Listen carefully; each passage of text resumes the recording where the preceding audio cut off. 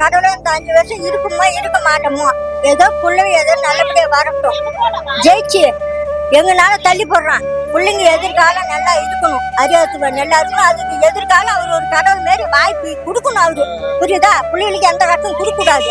கடவுளை வேண்டிக்கின்னு அழுத கண்ணீரோட வீட்டுக்கு போயிட்டான்.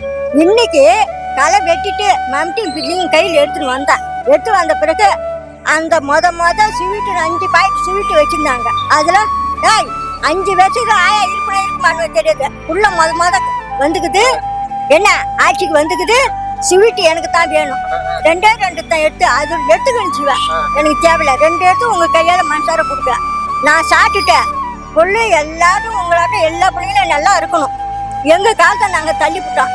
எங்களுக்கு எந்த கஷ்டத்தையும் கொடுக்காத வயசானவங்களுக்கு ஏதோ ஒரு ஓய்வு காசியம் ஏதோ எங்களுக்கு போட்டா போதும், நாங்க நாளை தள்ளிடுவோம். கடவுளே புள்ள நல்லா இருந்தா போதும், அவ்வளவுதான். உங்களுக்கு எதிர்காலம் நல்லா இருக்கணும், எங்களை பத்தி கவலை, அவ்வளவுதான்.